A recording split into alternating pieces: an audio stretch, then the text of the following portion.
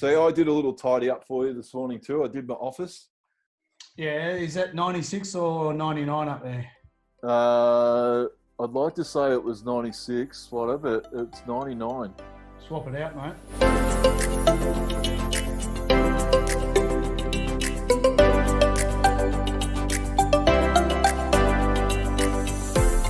Well, here we are back once again, another Friday and another piece of North Melbourne royalty. The last 2 weeks we've had started with Jason McCartney, then had the shin boner of the century himself, Glenn Archer. The next man, well, he won 3 best and fairest at 2 clubs. He won 2 at the mighty Kangaroos when Wayne Carey was up and about. So it's what I would actually lay claim to being the best player in the competition in 94-95. He's a premiership player, played 282 games. In my mind, and he knows this, I've been pushing hard. He should be in the AFL Hall of Fame, if that's not a Hall of Fame resume. Welcome, Wayne Schwass. Thank you very much, Corey. Very kind of you, and I absolutely agree. I should be in there. It's a travesty that I'm not, and you need to keep lobbying until I get in there. I do. You know, I keep pushing pretty hard. I just think the record speaks for itself. I think, with what you've achieved in the game, and then if they weigh in the post-career stuff as well, that what you've done, I think you should be a walk-up start, but apparently not. So it's a very subjective thing, mate. Very kind of you, though. It's good to chat. It's very good to chat. We don't talk enough. Very good to chat, my friend. Now, how have, I suppose, with the pandemic that's going on at the moment, how has that taken up your time with what you're doing nowadays? It's like a lot of people, Corey. It's impacted our business. We've had to make some changes, but even before COVID-19 disrupted everybody's life, I've always believed in the importance and value of preventatively investing into people's mental health and emotional well-being. Yeah. And this is something that I've been, committed to for a long time, 15 years now. But I think what it's done, it's reinforced in my own mind how important everybody's mental health and emotional well-being is. And unfortunately, because of the current situation, it's increased the stress, it's increasing the anxiety. There's a lot of fear. There's a lot of uncertainty for a lot of people. And it probably highlights the importance of trying to educate the broader Australian community and individually helping people understand that we shouldn't wait until we're sick. We shouldn't wait until we're incredibly stressed, or we shouldn't wait until we think we might have a mental health condition before we start to invest into preventatively and proactively managing our well-being. So if anything, it's reinforced my absolute belief that this is really important work that we do.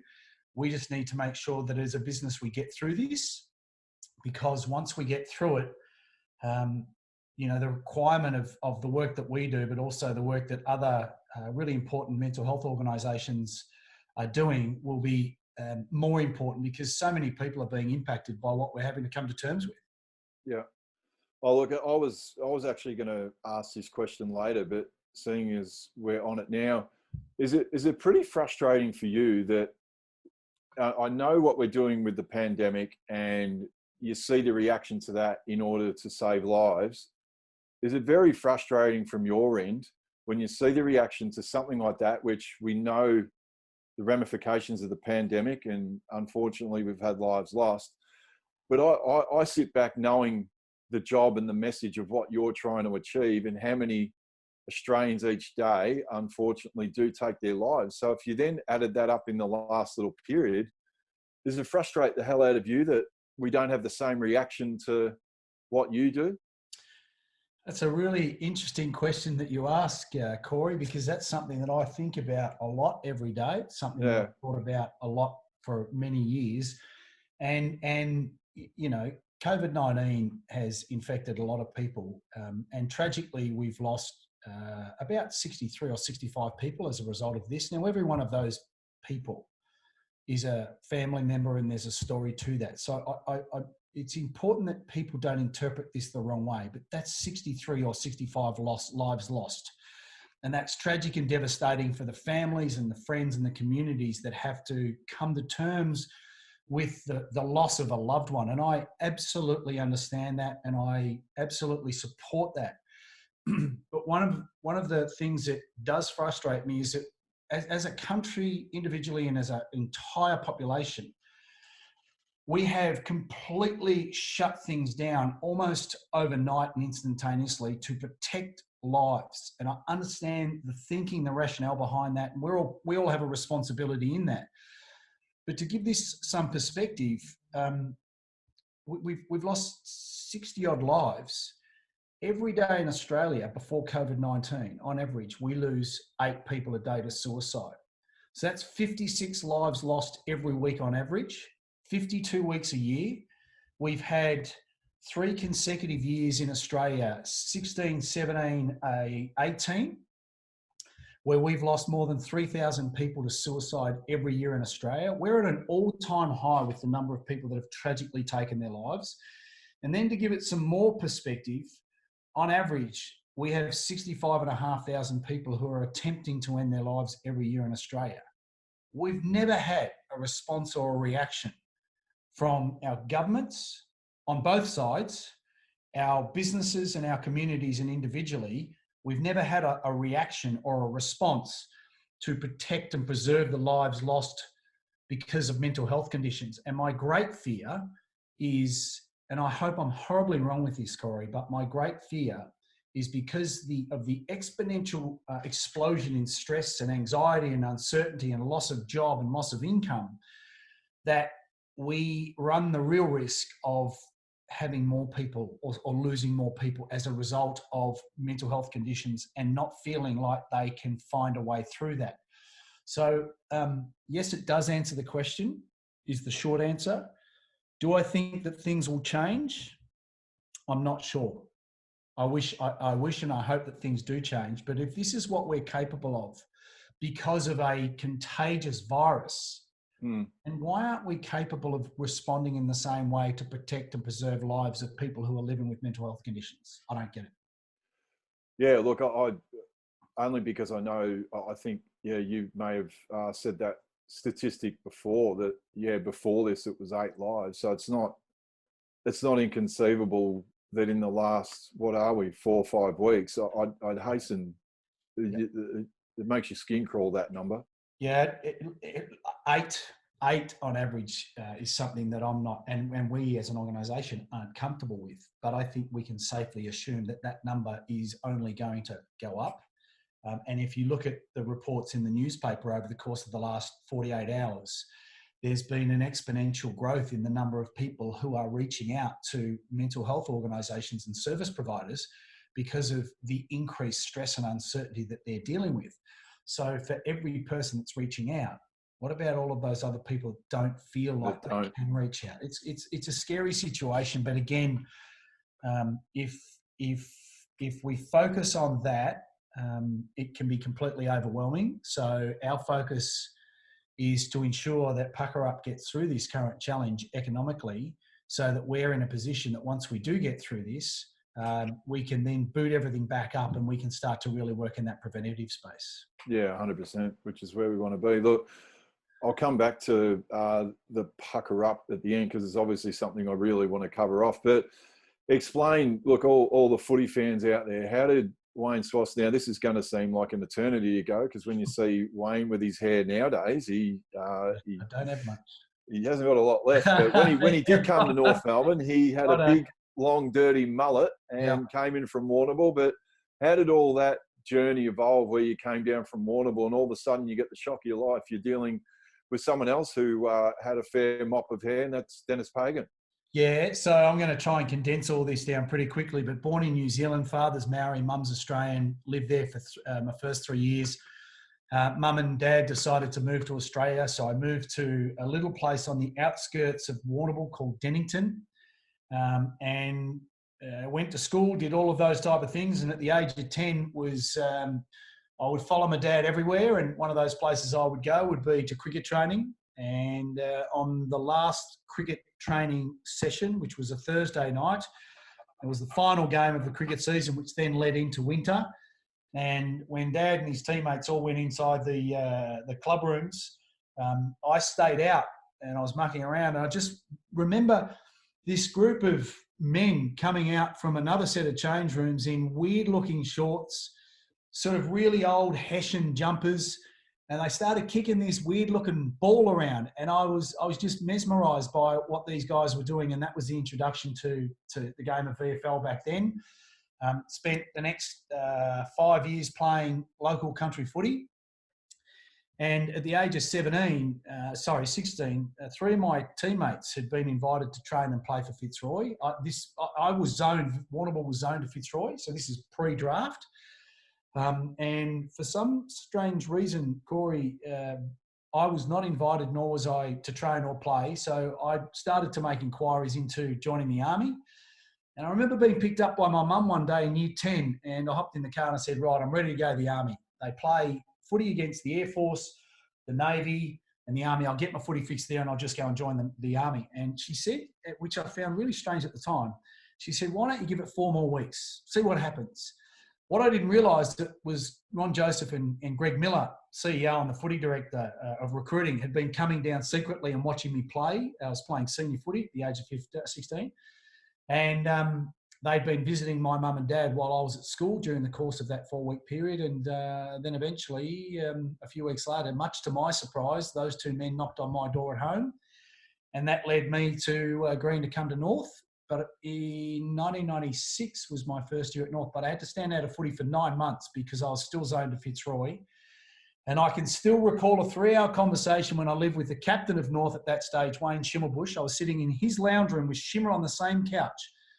And David Parkin, who was the coach of Fitzroy, sat on the other couch pleading to me why he wanted me to come to Fitzroy. It was a great conversation, but at the end of the 3 hours, I said no. And I decided to stay with North and sat out of footy for 9 months and then eventually got cleared.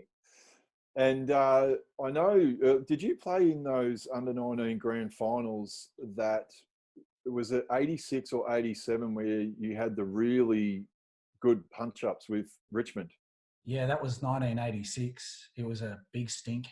That was just tradition. I don't know why I couldn't fight. Was that driven by Pago and Slug Jordan? Or no, not at all. It was just the players had a real... Just the players, and that was football back in those eras. I mean, if you go back to 84, 85, you think about the brawls that Essendon and Hawthorn had in the seniors. So 86, we lost to Richmond. We were clearly the better team through the course of the year, but we lost to Collingwood in 86. And we defeated Richmond in 1987. But that was the way that football was played. It was an aggressive game of football, and it was not uncommon for there to be all-in brawls. I wouldn't advocate that now, but that's just the way that footy was played back then. Do you think, in some regards, like, because I also know how hard a tag at, like, once we, got through, and I was actually playing with you in the seniors, and there was those periods where you were copying a hard tag. Do you reckon that early upbringing of playing in the under-19s, of basically standing up for yourself? Because everyone out there, by the way, as good as Wayne Carey can fight, I'm telling you, this bloke would be the welterweight that would be next in line. Yeah, I certainly wouldn't pick a fight with Duck. He's too big and too strong. The history behind me getting involved in boxing, which I absolutely loved, was in an under-19 game. For a year and a half, there was a guy by the name of Keith Royston who used to play for the Bulldogs. Yeah. And I was a very lightly built, fast, skinny, but frightened midfielder. And Keith Royston used to terrorise me. And I mean, absolutely terrorise me. Every time I played the Bulldogs, I never got a kick. And then anyway, one day we were playing at Arden Street, back in the old days where you would play at Arden Street. And there was an all-in brawl. And it was on the fence in front of the old Arden Street grandstand. And God bless Mickey Martin's mum. She was sitting on the boundary line, and the fight was literally on the fence. And Keithy Royston was just giving me an awful hiding. And next minute, you could just hear Mick's mum yell out, "Don't hit my players." And next minute, she's got her handbag, leaned over the fence and whacked Keithy Royston on the head. Anyway, the fight stopped. And after that, Dennis came up to me after the game and said, "Listen, this is going to happen to you a lot. And you're either going to have to find a way to deal with this, or you need to start to learn how to look after yourself. Otherwise, players are going to try and intimidate you all the time. So from that, I was introduced to Paul Ferrari, a boxing coach, and spent half a season doing boxing with Paul. And that was probably the introduction. I'm not a fighter, Corey. I like the sport, but that's not really who I am. But because of that, Dennis gave me a bit of confidence, and that was probably one of the ways that I could learn with dealing with tags. But if I look back on my career, and I know you didn't ask this question, when I was at North, I never coped with taggers, never. I hated them. I was very short-tempered. And taggers knew that if they could engage me verbally, then I would lose concentration on what I had to do.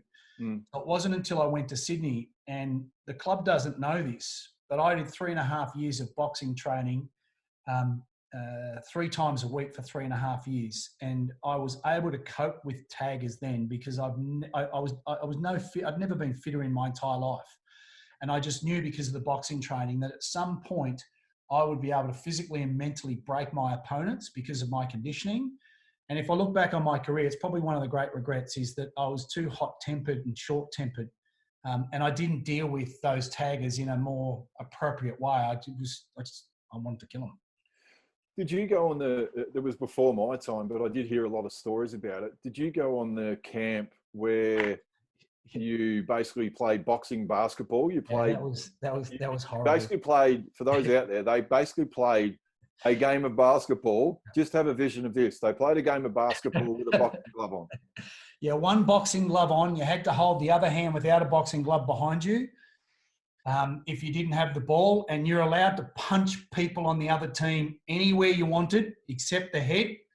And when you had blokes like Carey, Longmire, Archer, Stevens, Rock, Schwass, fiery individuals, it's fair to say, Corey, would not have cut any time Horse got hit. That big lip would come out, and he would just. It was a game that we didn't play ever again, and for good reason. No, it wasn't good. We did some stupid things back then. Now, I didn't have this in my questioning, but you've actually reminded me of something that you had a very upfront, close in view. Do you remember when we went to Puckapunyal? Yeah. And there was a one C McKernan that was in the tent all night, and he didn't sleep, but you were in the same tent as me, and you tried to explain to the shimmer to say, listen, this bloke is not very well. No, who was it? I don't remember. Oh, yeah. I went from 97 kilos to 86 kilos in the space of 4 days. That was me. Did you really? Yeah. That was a really hot trip. Oh.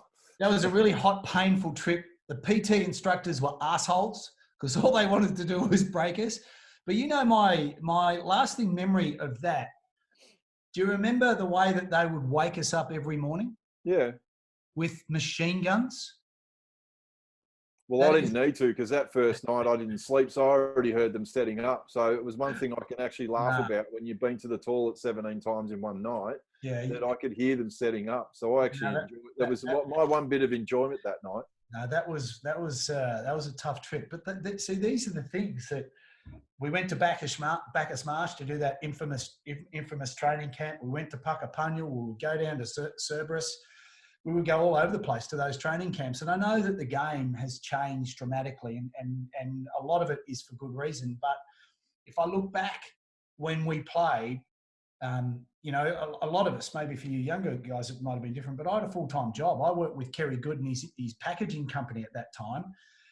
And we had a full-time job, and we were sort of moving towards semi-professional football players. But it's those trips that are probably my favourite memories because, you know, we get to spend time with, you know, everybody. And we were such a close group. And I said this earlier this week on a Adelaide radio station that what made the place so good, Corey, I don't know about your thoughts, but was the relationships that we had amongst our teammates. Like, when I say this, we genuinely loved each other. And we would do anything on a football field to look after each other and protect one another. But it was not uncommon for 40 North players, from the young kids to the oldest players, to be at someone's house having a barbecue or out having a good time. And that's there. And also those relationships we had with staff, like the uniqueness of the relationships that we had with our trainers and our support staff. and our fans was what I think made the football club such a great place to be around. I think that's what makes North Melbourne in general, and it's great to see. I think the club have started to tap back into that again with Rhys Shaw and Ben Amalfio and having Brady Rawlings back there, and you're just hearing and talking to a lot of people down there that's what makes the North Melbourne Footy Club. I know each club's got its own DNA, but yeah, when you think about North Melbourne and they're my sentiments exactly. You know, I mean, when it comes to it was us as players, but then you also had Harry Unlick and Gordo and Rog and the trainers and, I mean, Judy and all these things. You know what I mean? It was was it you or Dean Laidley that hit Jude in the head with the ball in the rooms? No, that wasn't me, and I'd be too scared to do it because Judy Francis was one of the fieriest women that I've ever met. Jeannie McAllister was her partner in crime. But she had her favourites, though. Pardon? She definitely had her favourites. Yeah, she did. But like Judy Francis, Jeannie McAllister, Ronnie McIntosh, Skull, Orb Devlin, Billy Shute, all of, you know, Steve Rieger was our money man. Like, to go and get your monthly check from Steve Rieger, it was like you were walking into his personal vault and taking his own cash out of it. But here's the funny thing. I haven't seen Steve Rieger for probably 25 years. And late last year, I was down at Phillip Island delivering a wellbeing presentation. And lo and behold, who's in the audience? Steve Rieger. And the beautiful thing about that time is we may not see each other often, but one of the great things about when we get together, and I say we as in former players, but also staff, nothing's changed. Distance might be further apart, but when we're together, that bond comes back and you feel that bond very quickly. And they're the people for me that made the experience as a player even more enjoyable and satisfying.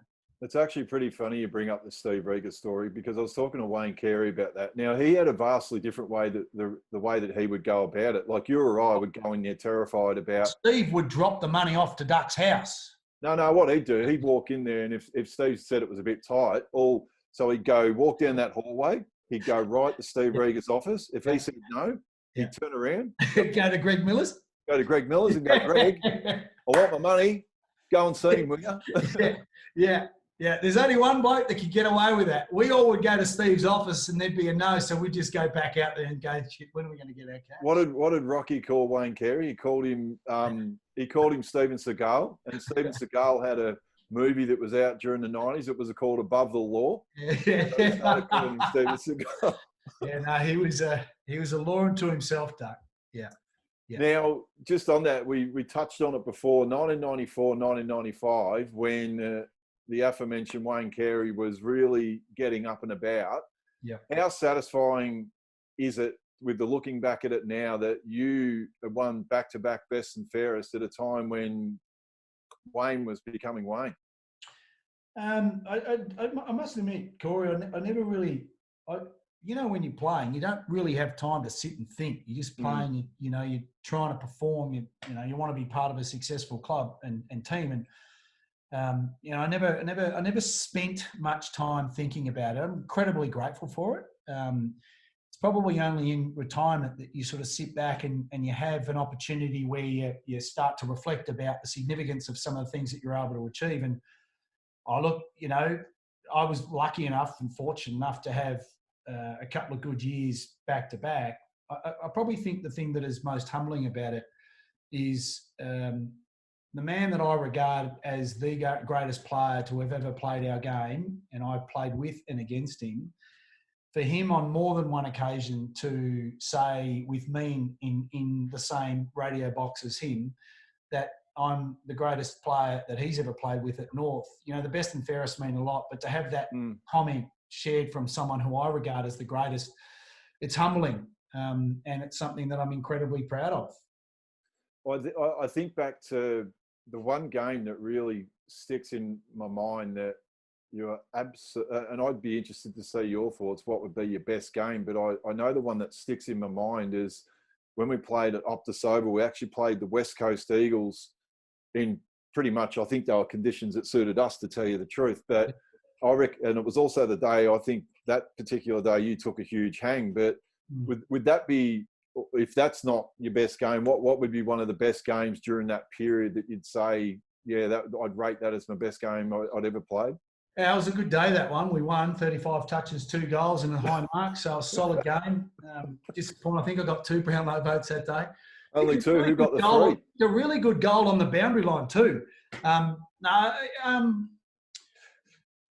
mean, that was a good game. But there was a game, and I know this is about North, but there was a game that I played in my second year with the Sydney Swans against West Coast again. Sydney hadn't beaten West Coast for about 7 years. Plugger was playing, and it was at the Wacker. And for some reason, I just loved playing footy at the Wacker. It was a fast deck, lots of space, and we managed to win. Plugger kicked 7. I got mid-30s again and kicked 5 goals. And if I had to sit back and say which was the best game that I ever think that I played, it would have to be that one against West Coast for the Sydney Swans. I think, Corey, I played some good footy at North, but I was inconsistent. And there's a couple of reasons why I think I was in. I believe I played a more higher, consistent level of football at the Sydney Swans. Yeah. The reason why I was inconsistent at North was because I was too hot-tempered and I didn't know how to deal with taggers. And these are back in the days where you had a legitimate tagger. So bad was I dealing with taggers. I don't know if you remember this, but Dennis Pagan thought it would be a smart idea to ask his son to tag me on a Tuesday night during a training session. Yeah, I remember that. I ran out of the race to get onto the training ground at Arden Street. And as soon as I stepped foot on the ground, Ryan Pagans barreled me and sat me on my bum. And I jumped up and I'm about to blow my gas. I said, "What the bloody hell are you doing?" He goes, "Mate, don't blame me. My old man said I got to tag you." So I just didn't know how to cope with taggers. And I think that probably had an impact on my ability to be a mature AFL footballer while I was at North, unfortunately. Yeah. And look, obviously, not obviously, but I've heard the story since that during that time was when you first had the signs of mental health. How massive was it to have someone like Harry Unlick? That Harry, for the people that don't know, is already a great doctor in terms of if you're going to put, and I even said this during the week, for me to actually play in the 96 grand finals, as much as I said, well, Harry, I'm going to play, but Harry was brilliant at massaging you through games and things like that from a medical point of view, but he's also a fantastic guy. But especially in those years, how hard was it to actually go through that? And yeah, but also on the flip side, to have someone like Harry Unlick though. Well, Harry's been my doctor for 35 years and continues to take great care of my health, both physically and emotionally. And I will be forever indebted to him. I was diagnosed on the 9th of August 1993, for those people who don't know, Corey, with depression. Yep. And from that day, from the 9th of August 1993 until I left the Kangaroos at the end of the 1997 season, there was not a single training session or a single game at any venue, including the MCG, where the same thing happened. And no one apart from Harry knew this. And even my closest mates during that time at North, Anthony Rock and Ian Fairley, I mean, we were incredibly tight, us three, but neither of those two knew. But every training session and every game I played, I'd do the same thing. I'd always get to training or wherever we were playing as late as I could, much to the frustration of Dennis, but that was deliberate. And the reason why I would do that is because the fear of me getting upset and losing control of my emotions and crying, which is something I did a lot of during that time, in front of you guys was paralysing. I didn't want to lose respect. I was vice captain. I didn't want to be judged differently or seen as weak. So I would get to training or the ground as late as I could, and I'd walk in. I'd do everything I could to not engage in conversations with teammates or staff, put my bag at my locker, and I'd walk to where Harry's office was. I'd check to see no one else was in there, and if there was no one else in there, I'd walk in, I'd close the door and I'd lock it, and I'd burst out crying. And I did that for, what did I do that? I did that for 4.5 years, every time. every time because I was really struggling. I didn't want to deal with it. I didn't know how to deal with it. And the interesting thing is I never missed a training session and I never missed a game of footy because of my mental health conditions. And the reason I was able to do that was because I had a wonderful human being in that room every time who allowed me to be vulnerable and emotional. And I can remember vividly Corey saying to him, begging sometimes, mate, just let me go. I can't deal with this. I don't want to deal with it. Just let me go. And he just had this beautiful, caring nature about him that he would keep me engaged. And he said something the day after the training session after I was diagnosed that I'll never forget. And we went out. When he diagnosed me, I said to him, mate, give me 6 months. I'll go away, I'll deal with this, and I'll come back. What I was really saying, with the benefit of hindsight and reflecting on it, I didn't want to deal with it and I was ready to walk away from the game. And he goes, no, we're going to get through this together. So the following training session, it's at Arden Street. I go into his office, I'm bored, can't train, don't want to train. No, we'll do this together. We go out. And you know where Dennis used to make us start warming up with the end-to-end sort of lane work drills? We were doing that. And I could just feel myself starting to get really emotional and I'm starting to get scared and panic and go, you know, I almost swear that I can't cry. And I looked to see where Harry was because I wanted to get his attention. And guess who Harry's standing right next to? Pago. Yeah. And I'm going, how the hell am I going to get his attention? I can't let Pago see this.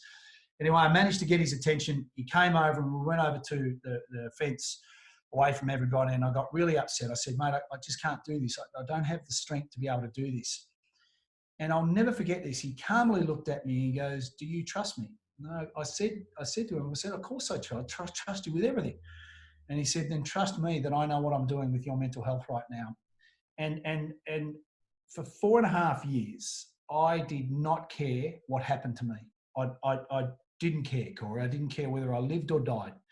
And that's not to overplay it because I'd lost hope. But the thing that I kept caring about was he cared about me enough. So what I did was I kept reminding myself, well, if I don't care about myself, I care about not letting him down. And that was the thing that I held on to through a really difficult period of my life. And, you know, it's in part why I'm so blessed and grateful that I've had a man in my life who's not my dad, but I treat him like my dad. I tell him I love him all the time. I tell him how much I appreciate him. I send him messages. He's a little uncomfortable with it, but that man gave me what I needed during a really difficult time, and I was able to get through it, and I'm better for it because of what he gave me. And have you had conversations, because especially for being at North Melbourne during that time, we all know what a environment it was about, I mean, all of us about, I mean, not showing people that we're injured and all these sorts of things. But have you since had a conversation with Dennis about, okay, because he would have been none the wiser about all this was going on behind the scenes? Yeah, I've never sat down and had a really open discussion with him. Yeah. Something that I've thought about, and to be honest, it's probably something that I should have done. Dennis didn't know. And in part that was my doing because I made it abundantly clear to Harry regularly, under no circumstances do you tell him what I'm dealing with. And Harry, to his credit, never went into any detail except to say, we're working through some challenges and I've got it. And the reason why I didn't want anyone to know, but Dennis especially, was I was vice captain. I didn't want to lose that. I was proud of the fact that I was a deputy to Duck and I was a leader of the football club during that stage. But I believed that if anyone knew what I was living with, I'd lose that. I'd lose my career. I'd lose the relationships which for me were the most important things that I valued, were the friendships that I had. And I was convinced that if anybody knew that, I'd lose those things, and I wasn't prepared to lose it. And the sad thing about those decisions, Corey, which drives me to challenge people not to make the same decisions, is this. There was never one stage during my 14.5-year career where I ever compromised my physical health. But for 6 years of my life, I compromised my mental health because of fear. I sacrificed my well-being and mental health to protect relationships, to protect my career, to protect my position and my respect. What I've learned is that I paid a really, really big price for that. And if I had my time again and I was 23 and I'd just been diagnosed and we were teammates and Dennis was the coach, I would walk into that footy club and I would sit down with everybody and I'd be completely honest about what I was dealing with. Yeah. It's amazing what you... Can you shut the door? Just got a little visitor. So mate, they're kids. We're working from home. You got to be flexible, brother. Exactly right. It's amazing when you talk about the power of a conversation, and I must, yeah, when you even put it like that, you have maybe having that conversation with Dennis. I can only put it, even me reading words of what Dennis had said about me the other day. Now, maybe you talk about having the stupid conversation in your head, maybe for so long that me thinking, oh, well, Dennis doesn't rate me, and, you know what I mean, these sorts of things, and being a hard taskmaster when it came to me. But then for me to read the other day, I never wanted to, I mean, I never want to win the Norm Smith medal or anything like that. But when I read him say about me the other day that, hey, like if it was up to me, Corey should have won the Norm Smith. Yeah. But I was sitting on the couch and I had a lump in my throat. I'm like going, you know what? It was like not a burden, but it was like in a way where you went, holy crap, he actually thinks that of me. You know what I mean? So I can only not even imagine, like for you that's been through what you've been through, that, yeah, like to have that conversation even with someone like Dennis, yeah, would be well worth it, I think.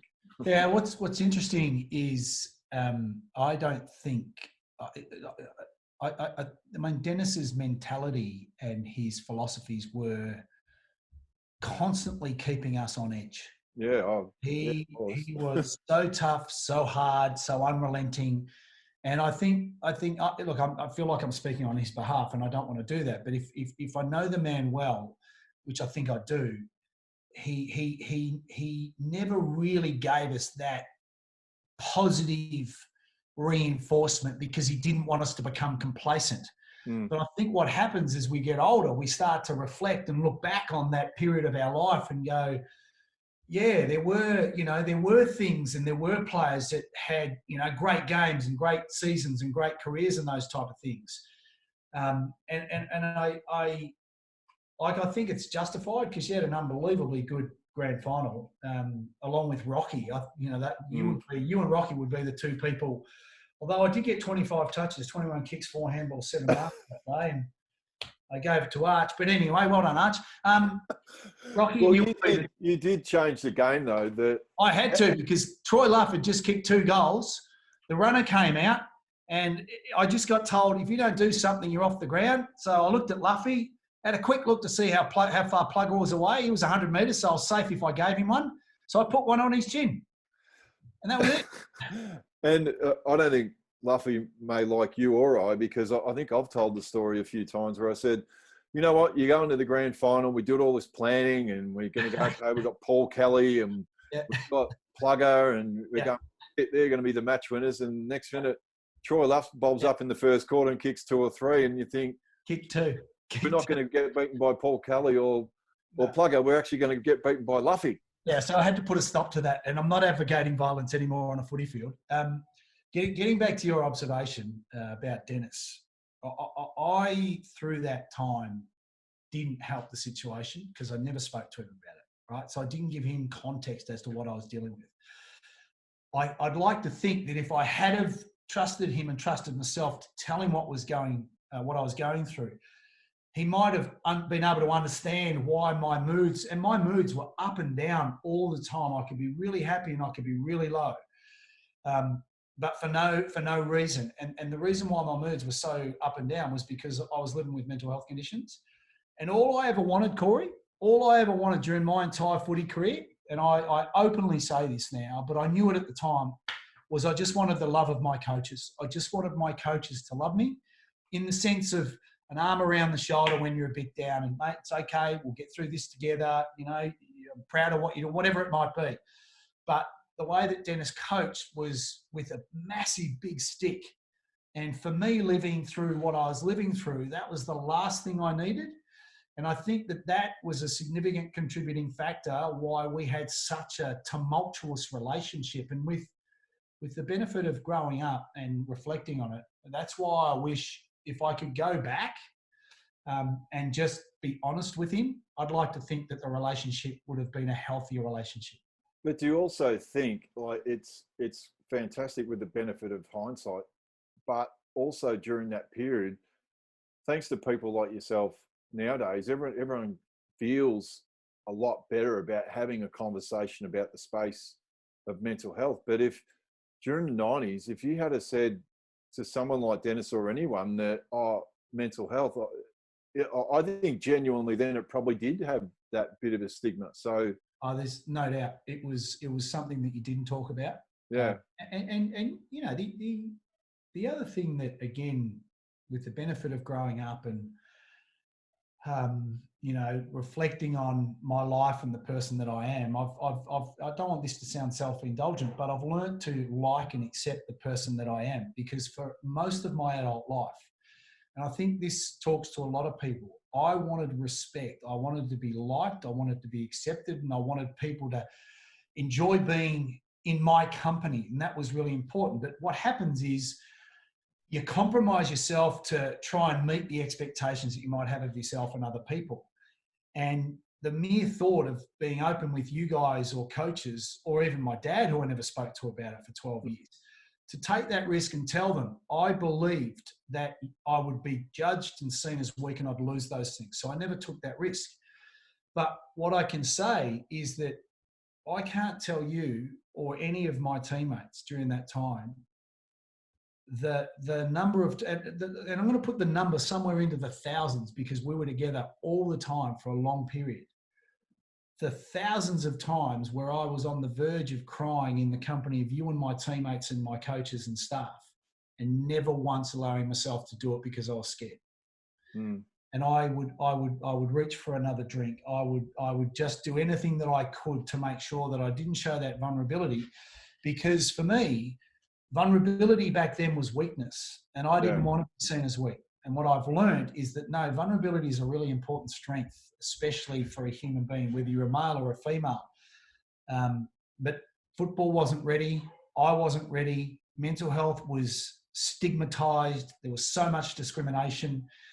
And, you know, if I've played a small role in helping to open up the area of mental health and well-being, then that's I'm really happy with that, you know, because this is, you know me well, mate. I believe in this. This is my professional career. I've doubled down on this, and I used to think that my purpose in life was to be a football player. That's a chapter which was written a long time ago, and it's something I'm proud of. But I know why I'm here. This is my purpose. It's to continue to do the work at Pucker Up. It's to impact people in a positive sense, give them hope, give them a sense of connection, and let them know that these challenges are bloody hard, but without what I've gone through, I'm a better person because of it, and I'm grateful for that. Just on that, do you think it helped or hindered that you're at somewhere like North Melbourne? I know you touched on it, because we played hard and we trained hard, but we ultimately did play hard. Did in some ways it actually helped, as you alluded to before, that you could basically, you knew that if we were in a social gathering after a game or whatever, that you you were having a beer or things like that, did it help, or was it still incredibly frustrating? No, the honest answer, mate, is it was incredibly hard, because I would have to pretend to be happy. Yeah. And the only time it wasn't hard is when I was drunk. I mean, that's just the reality of it. When I was drunk, my thoughts stopped. Yeah. And I was quite careless and reckless, like a lot of us when we do get drunk. But I drank not to enjoy it. I drank to get drunk. And that was a failed attempt at trying to self-medicate what I was dealing with. So I was very anxious. You know, I lived with paralysing fear for 12 years of what you would think, what my teammates would think, coaches, everybody, my dad and my family. There were 4 people that knew for 12 and a half years. Rach, my wife, Harry, the doctor at Sydney, Tom Cross, 6 years after being diagnosed, I finally asked for help, and an amazing lady psychiatrist, Lisa Lampy in Sydney. They were the only people that knew. So for 12 years, I hid what I had because I didn't trust myself or those people I cared about to respect me and accept me for what I had. So if you think about that, every time I was with you or anyone else, all of my energy went into pretending that I was happy, which meant that I had very little energy in reinvesting back into getting healthy and well. So it was hard. It was a hard situation, but don't get me wrong. I'm grateful for that experience because it's taught me so much. I'm not ashamed. I'm not afraid. We're having a conversation. You know my story. It doesn't define me. And if people want to judge me negatively at the end of the day, mate, they can judge me negatively because I don't give a shit. I'm not going to worry about that. I'm just going to worry about the people that support me and accept me. So, like, imagine, so going into like a huge game, just say like a 96 grand final week, what would your normal week of preparation look like? Like, I mean, obviously normal, when I say like a normal preparation in terms of what we'd all go through, there was the stuff like your normal training, your weights, all that sort of thing. But was there anything else that you were doing in order to get yourself up to be in the right frame of mind to play footy? Well, the challenge when living, this is my experience, right? So, but the challenge I had consistently was I didn't know whether it be the grand final was actually okay, but during that period, there were games where I played, but I was not there, if that makes sense. I was physically there, but mentally and emotionally, I was in a completely different place. So I was disconnected to what it is that I loved. And I don't know if this makes sense, but I loved the group. I loved the group of players that I played footy with. I genuinely loved and cared about them. But there were times during that period where I was on a ground with 21 other mates that I knew would have my back in half a second, yet I felt incredibly lonely because I was in my own headspace. So the challenge was always for me, I had to train incredibly well every single training session, because if I trained well, then I could tick that box, and I knew that if I trained well during the week, I could get to the game and I've given myself the best opportunity of playing to a high standard. Didn't always work out that way, but that was my thinking. And during grand final week, one of the interesting things, and I don't know about your experience, but I actually found training, that was my sanctuary. Because during grand final week, it's over the top. It's off the chart. There's so many people who want to talk about it. What's the game? Where do you feel? You excited? Blah blah blah blah. So during that time, the calmest I was during training, because it was just us, it was our coaches, and we were doing our thing. So I really enjoyed the training in the lead up to the grand final. I look back on the grand final parade, and I was in the same car with Flossie, and that's one of the most surreal experiences that I've been lucky enough to experience because of that. And I just remember getting to the ground, and I can remember hearing, when we were in the change rooms, I can remember hearing the noise of the crowd going nuts. And then once we started to come up the race, I don't remember hearing anything. And I just wanted the game to start. And it I don't know, it's very hard to, I don't know about you, but it's very hard to describe to other people who've never been in that situation what it feels like. But I just felt once the game got underway that this is what we trained for. Like we lost to West Coast in 93 by 10 goals at Waverley Park. So it was 4.5 years of hard bloody work. 94, 95, missing out, kick after the siren by Ablett. Beaten by Sydney 2 games in the home and away in 96 by 10 goals and 100 points. We'd gone into a grand final, but I just felt like we were ready. We were ready. And the other thing, which I forgot to include, was the dinner at the MCG during the week, where Ronnie Joseph took us out on the MCG, and there was just enough light with the Hessian bag in the middle of the centre circle, and he lifted up the bag, and there was a premiership cup, and he issued the challenge of, whether or not we wanted to become the 3rd premiership team for Kangaroos. It was a great week, mate. Absolutely beautiful. I actually did. Yeah, I mentioned that with the article I did with the the Herald Sun during the week, and they said about impactful moments, and I said, yeah, well, that for mine had as big an impact with me, that we had that dinner at the MCG, and normal sort of dinner, as you know, for everyone out there, Ronnie Joseph is one of the great speakers that you'll ever hear. And by the way, A dinner at the MCG for the Kangaroos, who had 2 portable classrooms back in those days, that was salubrious. Mate, we would normally go to a pub for a meal like that. And then, yeah, look, I remember at the end of dinner, and then Ronnie just said, right, follow me. And we had no idea where we were going. And we went down into the rooms, and there it was. We walked out in the middle of the MCG, and to go out in the middle of the MCG when, as you said, there's barely any lights on. It's probably enough lights that are coming from the function rooms that are giving the light onto the ground, and to be able to go down onto the ground, and we all stood there in the group, and then he pulled out the Hessian bag. I think it was the 1975 Premiership Cup. It's little things like that when you end up winning it, that you look back on and how big of an impact they probably had. But what about... There's something else we did too, Corey. You know what I'm going to say, don't you, Wayne? We went to the Gold Coast on a little mid-year trip, didn't we? No, that's not what. Are you going to mention that? No, I'm not. Hang on. It's your interview, so you can ask anything you want. I may not answer. The other thing that we did, which I've just remembered, was remember that we signed a big board.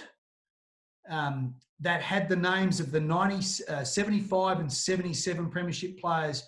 And we also signed a big board. I don't know, it was a cardboard board or something that Dennis got us all to sign. We made a pledge at the beginning of the final series that we wanted to become another group of Premiership players. And he also got the Premiership players from 77 to create messages for all of the players. That's something else that we did too. It'd be interesting to see if someone, like little things like that, whether... who the hell's got them, or when the grandstand burnt down at North Melbourne. Now, usually when their grandstand burns down, I think it's a time of sorrow. I think for every North Melbourne person, it was a great time of great joy, because it meant we were going to eventually get new facilities. Well, anyone that wasn't involved in the club back in those days will not understand or comprehend the fact that we played in 7 consecutive preliminary finals, won 2 grand finals, lost another one. And we had arguably the most dilapidated training venue of all the clubs during that time. Yeah, it'd be hands down. You walk into the old grandstand, you walk down that hallway, and then the right-hand side was the great Jackie King, and have the boxing ring in there, and you talk about, I think, people that have impacts. I think even the impact that Jack King, I know that when I first, I was a skinny kid and whatever, but to be able to get in the ring with Alex Ashenko, and in the end, because I had the reach, and if there's one tip out there that I learnt real quick, is that you don't hit John Long like hitting John Long. I hit him on the chin one day, and then he proceeded to kick me. So, no, he is a guy that shouldn't box because he cannot control his anger. Yeah, no good. Now you were very elusive on the field, but there was one night, Wayne, I think that you wish that you probably had been elusive. Take us through after the 97 prelim final, and Glenn Archer doing the little 2-step out of there, and you fronting up like you do, and what happened? Well, the reason for those who don't know is that the 97 prelim, we lost to St Kilda by 32 points, right? You did your shoulder in that game too, if I remember. In the first 10 minutes. And I think Duck he had an injured wing as well, didn't he? Well, Duck had come back. I think he'd been out for 13 or 14 weeks, but played the last 7 or 8 games of the year. Right. So let me give you the context for those who don't know. You've got your shin boner of the century, which the shin boner of the century is meant to represent these qualities: courage, strength, intestinal fortitude, someone who's prepared to stand in the trenches when enemy is starting to get side by side with your mates. Side by side, loyal, all of that stuff. So the shin boner of the century has just been suspended the week before against the Cats for clocking someone. And your vice captain has been suspended for 4 weeks for allegedly stomping on a tagger. Now let's clear this up straight away. Taggers should have been stomped on then, Corey. And if you see the vision, how the hell Neil Buzzy gave me 4 weeks for a little love tap on the stomach of Carl Steinford's beyond me. But there I was, suspended for 4, Archer's out for 2. You boys are out there playing the game. We lose by 32 points. The reason why I wanted to stay in the race was very simple, was because my thinking at the time, and I said this to Arch through the entire game, I said, mate, we're going to stay here because what happens is if the boys lose, Pago's going to come out of the box. He's going to see us in the race. He's going to give us a little clip on the way through, and then he's going to go in there and bag the other bastards that lost the game. You lot, right? So anyway, I see Pago coming off down the coach's box, down through the members, out onto the ground. And you know he's like, he's just this big, massive, bloody beetroot head, curly hair. You know he's going to lose his marbles somewhere. And the whole time I'm watching him, I'm thinking, oh, he's not happy. He's going to rip us a newie here. But I kept thinking, Arch is right beside me. This is good. So he's going to have a crack at me. He's going to have a crack at Arch, and then he'll keep going through. Anyways, Dennis got to the bottom of the race, and the vision captures this. He starts to launch into me. And I thought, well, that's a pretty strong start. And I'm halfway up the race. The race is about 50 metres long. Anyways, Dennis is starting to get stuck into me.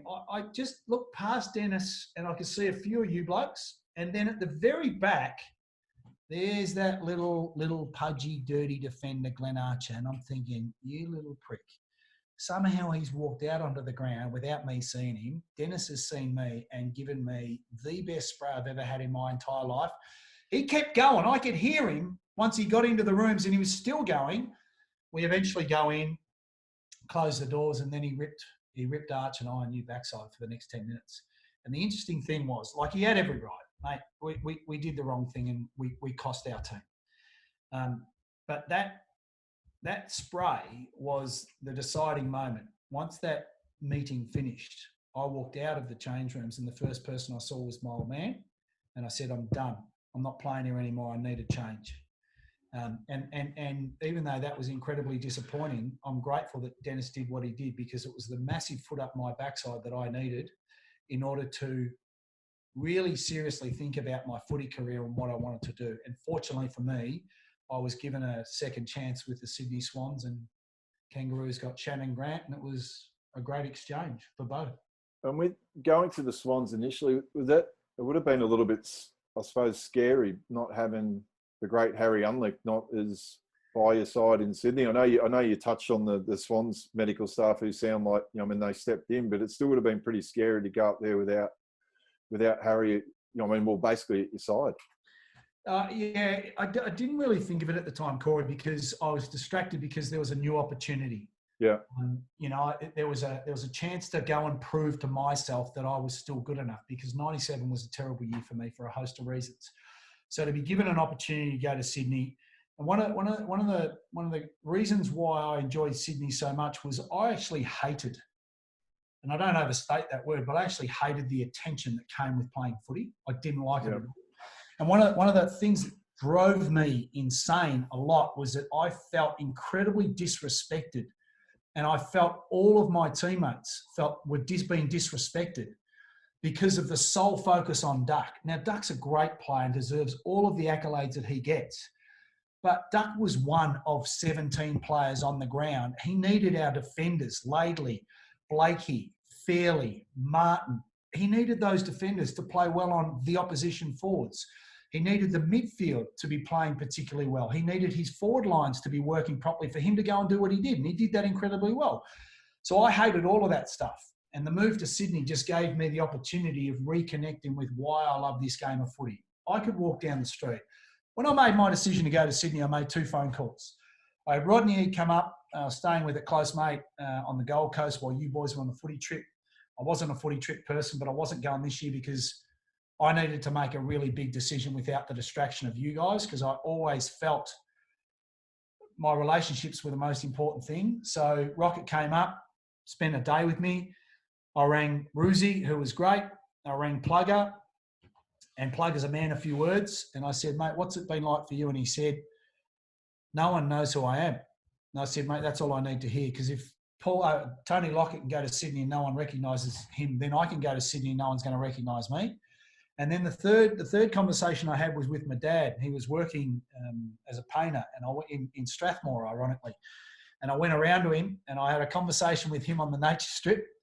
And he said, what are you going to do? I said, well, I want to go to Sydney, but I don't know if I can. And he goes, why? What's the thing that bothers you the most? And I said to him, I'm worried that I'll lose my mates, because I've said this a number of times, mate, I love you blokes, and I still love you blokes, even though we don't see each other a lot.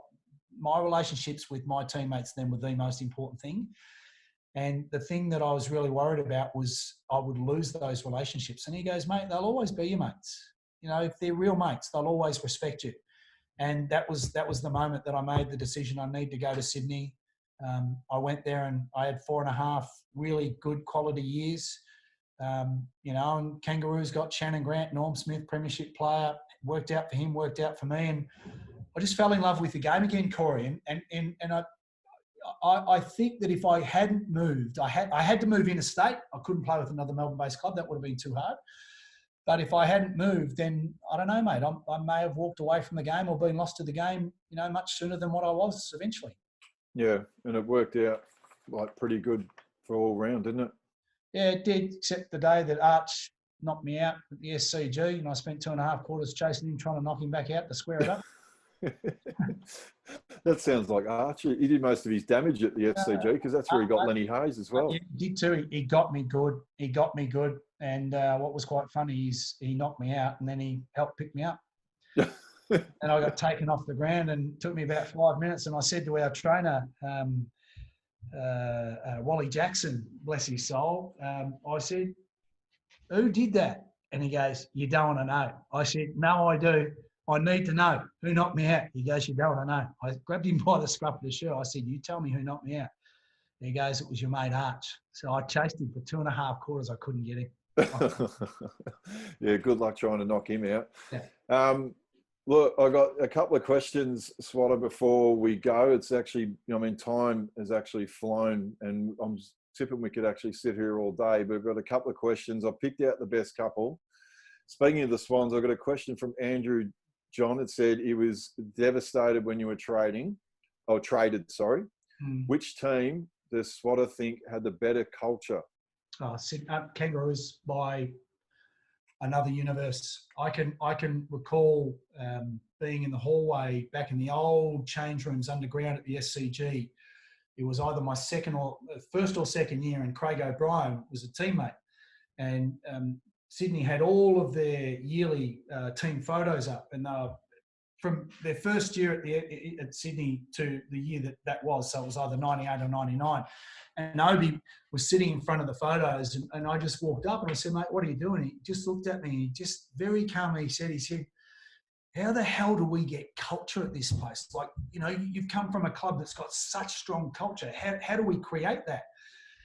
And I guess that was the realization that I'd left a club that the culture was part of our DNA. This is why we played and you know, loved our football club, the Kangaroos, but because the culture was, you could feel it. You could see it, you could feel it, you represented it, all of that. And it was a jolting experience to go to Sydney and realise that a guy that had been at the club for a number of years, they were still searching for that. So it's an easy answer for me. The Kangaroos then and now have an incredible culture, but full credit to Sydney through the Paul Roos and Brett Kurt era was that they've established their own incredible culture as well, and they should be incredibly proud of that. Yeah, they have. Now, the other one, and I think this is my pick of the bunch, Michael McKenzie. It says, hey, Corey McKernan, I heard Wayne speak at a conference my work put on late last year. He's an amazing man. My question is, if he had the choice, knowing the amazing work he's doing now and the positive impact it is having on so many people's lives, would he go through it all again? Go through?